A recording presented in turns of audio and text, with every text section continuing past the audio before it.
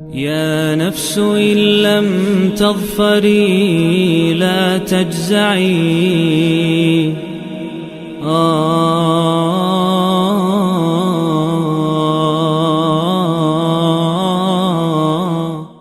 اعوذ باللہ من الشیطان الرجیم بسم اللہ الرحمن الرحیم۔ دوستو، آج ہم اللہ کے فضل سے سورہ النساء کا 19واں رکوع ترجمہ تفسیر اور گرامر کے ساتھ سمجھنے کی سعادت حاصل کریں گے انشاءاللہ تعالی۔ تو آئیں شروع کریں۔ وَيَسْتَفْتُونَكَ، یہاں پر یا جو ہے وہ کے لیے استعمال ہو رہا ہے اور کا اینڈ والا ہے آپ سے۔ وَيَسْتَفْتُونَكَ، وہ پوچھتے ہیں آپ سے، فِي النِّسَاء، عورتوں کے بارے میں آپ سے حکم دریافت کرتے ہیں۔ قُلِ اللَّهُ، کہہ دیجئے آپ کہ اللہ یفتیکم، وہ تمہیں حکم کرتا ہے، وہ تمہیں حکم دیتا ہے، فیہن، ان کے بارے میں۔ وما یتلا، یہاں پر ما جو کے معنوں میں ہے، اور جو یتلا پڑھا جاتا ہے، علیکم آپ کے اوپر، فی الکتابی اس کتاب کے اندر، یعنی جو آیتیں اس قرآن پاک کے اندر ہیں، کن کے بارے میں؟ فی یتام النساء اللاتی، ان یتیم لڑکیوں کے بارے میں جو، اللاتی کا مطلب جو، یہ مؤنث کے لیے ہوتا ہے اور اللاتی مذکر کے لیے ہوتا ہے۔ لا تؤتونہن، تم انہیں نہیں دیتے ہو، ہنہ مؤنث جمع کے لیے استعمال ہوتا ہے، اور تا یہ تم جب انہیں نہیں دیتے ہو، کیا ما کتبہ، جو کہ فرض کر دیا گیا ہے، لہن ان کے لیے یعنی مہر، وترغبون، لیکن تم رغبت تو رکھتے ہو، ان تنکحوہن، کہ تم انہیں نکاح کے اندر لاؤ۔ یہ دوستو ان کا شان نزول اس طرح سے ہے کہ اس وقت عرب ممالک کے اندر جن کے ماں باپ فوت ہو جاتے تھے، وہ لڑکیاں وہ اپنے سرپرستوں کی سرپرستی میں آ جاتی تھیں، مگر جب وہ جوان ہوتی تھیں تو وہ سرپرست یہ لالچ کرتے تھے کہ اگر اس کے پاس چھوڑا ہوا مال و دولت بھی ہے اور وہ خوبصورت بھی ہیں تو ان سے نکاح کرنے کی رغبت رکھتے تھے، اور لالچ دل کے اندر یہ ہوتا تھا کہ اگر ان کا کہیں اور نکاح ہو گیا تو سارا پیسہ ادھر چلا جائے گا۔ لیکن اس کے برعکس اگر لڑکی کے پاس کچھ نہ ہوتا اور وہ خوبصورت بھی نہ ہوتی تو وہ اس سے نکاح کرنے کی رغبت نہیں رکھتے تھے، تو اس کے اوپر اللہ تعالیٰ انہیں منع فرما رہے ہیں۔ والمستضعفین من الولدان، اور وہ کمزور بچے جو ابھی بالغ نہیں ہوئے ہیں اور تمہاری سرپرستی کے اندر ہیں، وَأَن تَقُومُوا لِلْيَتَامَى، اور اگر تم قائم رہتے ہو،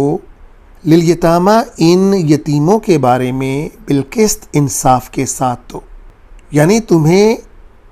قائم رہنا چاہیے ان تمام یتیموں کے بارے میں جن کے لیے اللہ تعالیٰ حکم فرماتے ہیں۔ وَمَا تَفْعَلُوا، اور تم جو کام کرو گے، من خیرن، اگر وہ اچھائی کا ہوگا یعنی نیک کام ہوگا، فَإِنَّ اللَّهَ كَانَ بِهِ عَلِيمًا، تو اللہ تعالیٰ اسے بہت جاننے والے ہیں۔ اللہ تعالیٰ تمہارے دلوں کی باتیں بھی جانتے ہیں۔ تم بظاہر اپنی طرف سے لوگوں کو دکھانے کے لیے مختلف ہیلے بہانے تو کرتے رہتے ہو، مگر اللہ تعالیٰ جانتے ہیں کہ تم کیا کرنے جا رہے ہو اور تم کیا کرتے ہو۔ وَإِنِ امْرَأَةٌ خَافَتْ، اور اگر کسی عورت کو یہ خوف ہو، من بَعْلِهَا، کس کے بارے میں؟ اپنے شوہر کے بارے میں، نشوزن، کہ وہ بددماغی کرے گا یعنی وہ اس سے دور ہٹے گا، اور اعراضن، اور بے پرواہی کرے گا اس سے، فلا جناح، تو گناہ نہیں ہے، علیہما، ان دونوں کے اوپر، ان یصلحا، کہ وہ صلح کر لیں، بینہما، دونوں آپس میں، صلحن۔ اس کی شان نزول سن لیجئے کہ ایک دفعہ حضرت سودہ بنت زمعہ رضی اللہ تعالی عنہا ام المؤمنین کو یہ خبر پہنچی کہ ان کے بڑھاپے کی وجہ سے اب حضور صلی اللہ علیہ وسلم ان سے کنارہ کشی کرنے لگے ہیں، یعنی ان کو چھوڑنے لگے ہیں، طلاق دینے لگے ہیں۔ جب ان کو یہ خبر پہنچی تو وہ اٹھ کر حضرت بی بی عائشہ کے گھر آ گئیں، کیونکہ ان کو پتہ تھا کہ حضور صلی اللہ تعالی علیہ وسلم حضرت بی بی عائشہ سے بہت محبت رکھتے ہیں۔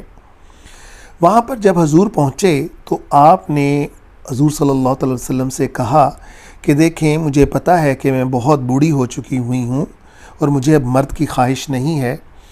تو مہربانی فرما کر آپ مجھے چھوڑیں نہ، بلکہ جو آپ کے دل کے اندر ہے وہ رستہ اختیار کریں، اور میں اپنی باری جو ہے وہ ہبہ کرتی ہوں بی بی عائشہ کو، تو لہٰذا آپ کو میرے بارے میں فکر کرنے کی ضرورت نہیں ہے۔ تو یہ آیت اس لیے نازل ہوئی کہ اللہ تعالیٰ نے فرمایا اگر صلح ہو جائے، جیسے کہ آگے اللہ فرما رہے ہیں وَالصُّلْحُ خیر، اور صلح بہت بہتر ہے، تو پھر اللہ تعالیٰ کہتے ہیں اس میں کسی کو کوئی گناہ نہیں اگر وہ عورت اپنی مرضی سے ہی اپنی باری کو ترک کر دیتی ہے۔ وَأُحْضِرَتِ الْأَنفُسُ، اور حاضر کر دی گئی ہے ہر نفس کے اندر کیا؟ الشح، طمع، لالچ ہر نفس کے اندر ہے۔ وَإِن تُحْسِنُوا، اور اگر تم اچھا سلوک کرتے ہو، وَتَتَّقُوا، اور اللہ سے ڈرتے ہو، پرہیزگاری کرتے ہو، فَإِنَّ اللَّهَ، بے شک اللہ، كَانَ بِمَا تَعْمَلُونَ خَبِيرًا، تم جو بھی کرتے ہو اللہ اس سے جانتا ہے، خبردار ہے۔ وَلَن تَسْتَطِيعُوا، اور تم نہیں کر سکتے، تم اس قابل نہیں ہو، ان تعدلوا، کہ تم عدل کر سکو، بین النساء، اپنی عورتوں کے بارے میں۔ ڈیفینیٹلی اللہ تعالیٰ کو پتہ ہے کہ بعض کا میلان کسی کی طرف زیادہ ہوتا ہے، کسی کی طرف کم ہوتا ہے، جیسے کہ بیان فرما رہے ہیں اللہ تعالیٰ وَلَوْ حَرَصْتُمْ، اور تم آرزو کرتے ہو، فَلَا تَمِيلُوا، کہ تم نہ مائل ہو، کل المیلی، اپنا پورا جھکاؤ رکھ کر، میل کا مطلب جھکاؤ، مائل ہونا، فَتَذَرُوهَا كَالْمُعَلَّقَةِ، اور نہ چھوڑ دو تم کسی کو معلق حالت کے اندر، مگر ایسا بہت کم ہو سکتا ہے کہ تم سب کے درمیان میں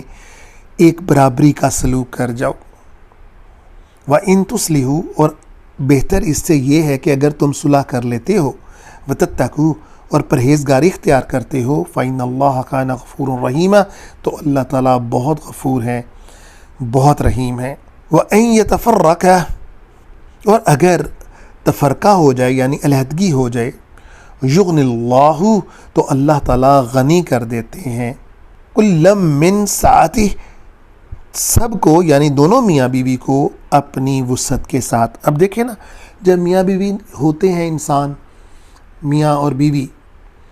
تو ان کا ہر لمحہ ایک دوسرے کے ساتھ ہوتا ہے، ان کی رغبت ایک دوسرے کے ساتھ ہوتی ہے، وہ کبھی سوچتے بھی نہیں ایک دوسرے سے علیحدہ ہونے کے لیے، مگر جو ہی ان کے درمیان میں علیحدگی ہو جاتی ہے تو دوستو اللہ تعالیٰ دیکھیں ان کے دل کیسے پھیر دیتے ہیں، اور وہ شاید اس کے بعد کبھی ملتے بھی نہیں ہوں گے۔ وَقَانَ اللَّهُ وَاسِعًا حَكِيمًا، اور اللہ تعالیٰ بہت وسعت رکھنے والے ہیں اور بہت حکمت والے ہیں۔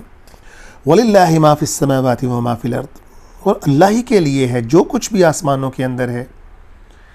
اور جو کچھ بھی زمین میں ہے۔ وَلَقَدْ وَصَّيْنَا، اور بے شک وہ حکم دیتے ہیں، الَّذِينَ أُوتُوا الْكِتَابَ، کن کو؟ ان لوگوں کو جن کو کتاب دی گئی، من قبلکم، آپ سے پہلے، وَإِيَّاكُمْ، اور آپ کو، ان اتقوا اللہ، کہ اللہ سے ڈرو، وَإِن تَكْفُرُوا، اور اگر تم کفر کرو، فَإِنَّ لِلَّهِ مَا فِي السَّمَاوَاتِ، تو اللہ کے لیے ہی ہے سب کچھ، جو کچھ آسمانوں میں ہے، وَمَا فِي الْأَرْضِ، اور جو کچھ زمین میں ہے،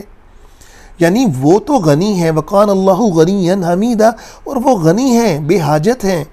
انہیں کسی کی کوئی پرواہ نہیں، انہیں کسی کی کوئی محتاجی نہیں۔ یہ ہم ہیں جنہیں ان کی محتاجی ہے، جنہوں نے چھٹکارا حاصل کرنا ہے، جنہوں نے آخرت سنوارنی ہے۔ وَلِلَّهِ مَا فِي السَّمَاوَاتِ وَمَا فِي الْأَرْضِ، اور اللہ ہی کے لیے ہے جو کچھ آسمانوں میں ہے اور جو کچھ زمین میں ہے۔ وَقَفَى بِاللَّهِ وَكِيلًا، اور اللہ بہت بہتر کارساز ہے۔ ان یشاء یذہبکم، اور اگر اسے منظور ہو تو، یشاء کا مطلب چاہنا، یذہبکم، تمہیں لے جائے پرے، یعنی تمہیں ختم کر دے، ایھا الناس، تم سب انسانوں کو،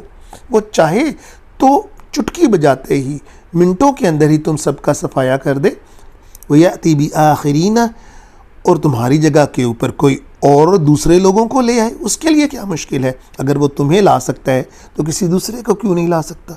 وَقَانَ اللَّهُ عَلَىٰ ذَلِكَ قَدِيرًا، اور اللہ تعالیٰ فرماتے ہیں اس کے اوپر مجھے بہت قدرت حاصل ہے۔ ہمیں نہیں پتہ وہ یہ ان کا سارا جو سسٹم میکنزم ہے وہ کس طرح سے چلتا ہے، لیکن ان کو تو پتہ ہے نا جی، وہ تو ایک سیکنڈ کے اندر سب کچھ کر سکتے ہیں۔ وَمَا كَانَ يُرِيدُ ثُوَابَ الدُّنْيَا، اور جو چاہتے ہیں کہ ان کو دنیا کی ہی بھلائی ملے، لیکن اللہ فرماتے فَعِندَ اللَّهِ، لیکن اللہ کے پاس ہے ثواب الدنیا، دنیا بھی، والآخرہ، اور آخرت بھی۔ اور بعض کئی جگہوں کے اوپر یہ بیان فرمایا ہے کہ جو لوگ صرف دنیا مانگتے ہیں ہم ان کو دنیا تو دے دیں گے مگر ان کا آخرت میں کوئی خلاق، کوئی شیئر نہیں ہوگا، لیکن وہ لوگ جو دنیا مانگتے ہیں اور ساتھ آخرت بھی مانگتے ہیں انہی کو یہ سب کچھ نعمتیں حاصل ہوں گی اس دنیا میں بھی اور آخرت میں بھی۔ وَكَانَ اللَّهُ سَمِيعًا بَصِيرًا، اور اللہ تعالیٰ بہت بہت سننے والے اور بہت دیکھنے والے ہیں۔